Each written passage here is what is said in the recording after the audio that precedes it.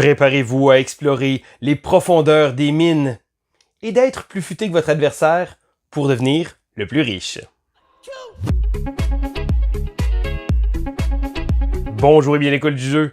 Mon nom est Sylvain et je vous présente aujourd'hui le jeu Mind Your Business. Alors Mind Your Business est un jeu qui a été designé par Art Casey avec le design graphique fait par Gabi Naftali. Alors c'est un jeu qui est présentement en socio-financement. D'ailleurs, je vous invite à aller regarder dans la description de la vidéo pour voir le lien, pour voir toutes les dernières informations du jeu. Alors, il s'agit également d'une copie prototype du jeu. Donc, la boîte que j'ai en ma possession est faite pour être jouée de 1 à 2 joueurs, mais on peut également combiner 2 boîtes qui font d'ailleurs un petit panorama de manière à pouvoir jouer de 1 à 4 joueurs. Bon, allez voir les règles, puis après ça, je vais vous donner mon avis. Alors, voici donc Mind Your Business. Alors, il est à noter qu'il s'agit des composantes prototypes du jeu. Donc, je vais vous présenter la version à 2 joueurs. Alors, à 2 joueurs, on va devoir affronter l'adversaire de manière de tenter d'être le joueur le plus riche. Et là, les richesses vont se faire avec les différentes ressources qu'on va pouvoir recevoir tout au courant de la partie. Alors, il s'agit d'un petit jeu de casse-tête où on va devoir essayer de se déplacer et d'orienter les tuiles de manière à faire un chemin pour pouvoir justement récupérer ces tuiles-là. Donc, en début de partie, chaque joueur va recevoir une clé au hasard et une de ces clés-là va mentionner qui sera le premier joueur. Et d'ailleurs, ça va servir d'aide de jeu parce qu'il va nous expliquer toutes les actions qu'on peut faire. Donc, lorsque c'est notre tour de jeu, donc au départ ici, on va pouvoir prendre jusqu'à 3 actions. Et là, on peut faire 3 actions, on peut faire la même action plus qu'une fois, il n'y a aucun problème, il n'y a aucune restriction à ce sujet-là. Donc, les différentes actions qu'on peut faire sont ici. Premièrement, l'action Move. Donc, Move, on va prendre notre petit gnome et on va se déplacer, donc de manière orthogonale, sur une tuile adjacente. On peut également faire Rotate, donc de tourner la tuile sur laquelle notre gnome se trouve. Donc, on va pouvoir l'orienter dans la direction de notre choix. Et là, le but de ça va être toujours d'essayer d'aligner les différents chemins comme ça ici. Donc, il va y avoir certains chemins qu'on va devoir essayer de tenter de placer pour pouvoir justement récupérer ces ressources-là.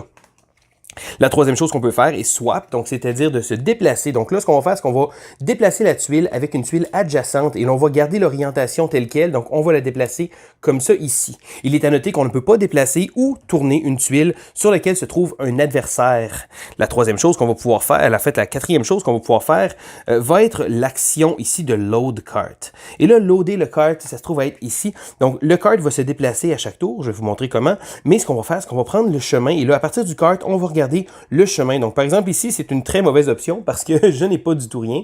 Donc, par exemple, admettons que j'aurais été ici, le chemin s'arrête comme ça. Donc, on va récupérer toutes les cartes. Et là, si jamais j'aurais réussi à faire une meilleure ligne, advenant le cas, donc, par exemple, on va modifier les choses de manière à rendre ça à mon avantage. Donc, on n'a pas besoin d'avoir le gnome qui va se trouver exactement à la même place. Donc, ici, on va charger. Donc, on va prendre les tuiles comme ça et on va les récupérer et on va les mettre dans notre pile au trésor. Donc, les tuiles doivent être de la même ressource. Et là, il y a 3 types de ressources, il y a le charbon, il y a l'or et il y a également les gemmes. Donc, on va prendre les cartes, on va les placer, mais on ne veut pas remplir immédiatement le plateau de jeu. Il est à noter qu'on peut quand même se déplacer sur une case vide et même de faire swap pour pouvoir déplacer des tuiles comme ça. Et la dernière action qu'on peut faire se trouve être Change Camp.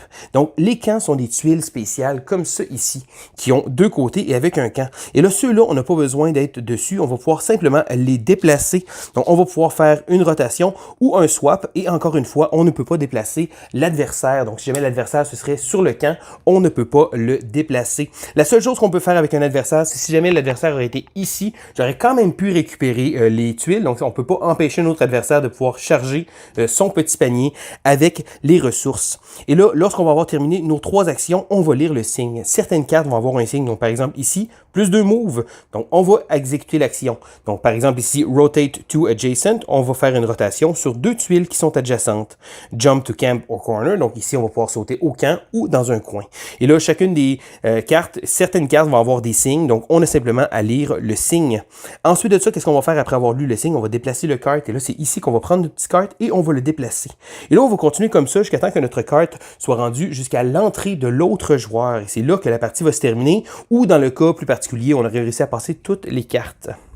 Donc, ensuite de ça, après avoir bougé le cart, c'est là qu'on va remplir les tuiles. Donc, par exemple, on va y aller tout le temps en ordre comme ça. Et là, on va remplir les tuiles. Donc, c'est important de bien mélanger les côtés. On ne regarde pas quand on les place. Et voilà comme ça. Et là, en plus de ça, chaque joueur va avoir accès à 3 actions. bonus. En fait, c'est les cartes qu'on a et on n'a aucun avantage de ne pas les utiliser jusqu'à la fin de la partie, mais lorsqu'on les prend, ça va être un usage unique. Donc, une de ces cartes-là va nous permettre de pouvoir faire 2 actions supplémentaires pour ce tour-là. L'autre carte ici va faire en sorte de ne pas bouger le card, donc on va pouvoir garder notre carte à l'endroit où il était de manière à pouvoir préparer une combine et ça va également allonger de 1 tour nos chances de pouvoir récupérer des ressources. Et le dernier se trouve à être Swap Location Adjacent to Card, donc on va pouvoir déplacer une carte qui va être adjacente à notre carte, encore une fois, dans le but de réussir à pouvoir enligner des ressources et faire une bonne combinaison. Donc, après avoir fait quelques parties avec le jeu de base, donc de se déplacer, de réussir à récupérer des ressources, on peut tomber avec un mode de scoring alternatif. Et pour ça, on va prendre certaines cartes qu'il va avoir ici et on va en tirer 5. Et là, vous allez voir, il y a certaines ressources comme ça ici. Donc, ce qu'on va faire, c'est qu'on va tirer 5 cartes. Et là, on va regarder. Et là, ça va nous mentionner donc le nombre ici comme ça de cartes. Donc, par exemple, bon, là, j'en ai tiré 6, pardon. On va y aller avec 5. Donc, par exemple, je retire ces cartes-là. Donc, chacune des cartes de charbon va faire 2 points. Chacune des cartes d'or va faire 2 points. Et les cristaux, eux autres, les gemmes, vont faire seulement 1 point. Et ça va pouvoir permettre de pouvoir varier les points.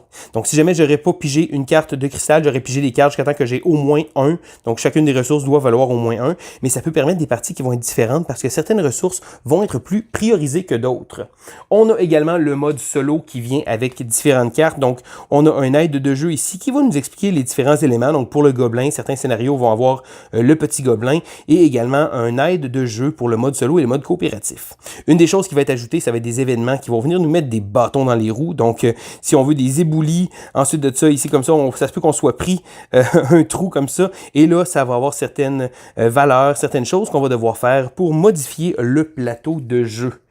Et là, plus on va avancer à travers les scénarios, et peut-être qu'on va devoir affronter les petits gobelins, donc des petites cartes ici comme ça, là, des produits finaux risquent de changer. Et là, celui-là va venir nous mettre des bâtons dans les roues tout au courant de la partie.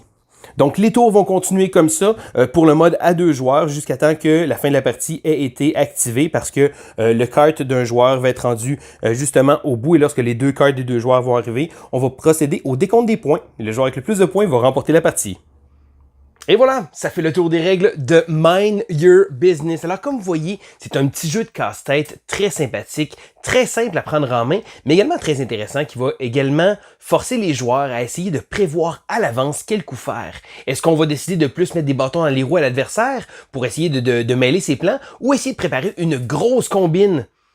Sinon, on peut également essayer d'y aller peut-être un peu plus conservateur et essayer de faire des petites prises de pierres précieuses. Alors, ce que j'ai mis dans ce jeu-là, c'est certain, c'est un petit jeu de casse-tête, un petit puzzle qu'on va devoir se creuser la tête à essayer de bien placer. Donc, un puzzle de positionnement, ça va être important de bien voir le jeu, mais également de bien voir où est-ce que notre carte va se déplacer. Parce que lorsque le carte se déplace, ça devient un peu difficile. Il faut prévoir un peu à l'avance les coups qu'on va faire. J'ai bien aimé également le mode avancé qui va nous permettre de pouvoir marquer des points de manière différente selon chacune des gemmes. Donc les gemmes, l'or ou le charbon. Donc après quelques parties, ça instaure une espèce de pointage variable qui va faire en sorte que certaines ressources vont être plus prisées que les autres. Et là, je ne vous ai pas parlé en détail, mais il y a également un mode solo qui vient avec plusieurs scénarios qui vont ajouter des difficultés. Donc au départ, on a simplement à avoir des événements qui vont venir un peu nous mettre des bâtons dans les roues, mais plus ça va, il y a les gobelins qui vont s'en mêler et même le propriétaire de la mine avec justement son gobelin pour essayer de vous causer des problèmes. Pour être honnête, il y a une petite chose qui m'a tanné et j'en ai parlé avec le designer, c'est le design graphique des tuiles. J'ai trouvé que les tuiles étaient un peu difficiles à lire et il m'a confirmé que ça allait être arrangé dans la version finale du jeu. D'ailleurs, je vous invite à aller regarder justement dans la description de la vidéo pour voir le lien vers la campagne. Vous allez voir les dernières composantes. Donc, c'est vraiment un petit accrochage que j'avais. Je trouvais que c'était un peu difficile à lire, mais on m'a bien rassuré en me disant que ça allait être corrigé lors de la version finale. Donc, si c'est le genre de choses qui vous intéressent, j'invite à aller jeter un coup d'œil à Mind Your Business. Alors, c'était Sylvain. Pour l'école du jeu, on se dit à la prochaine!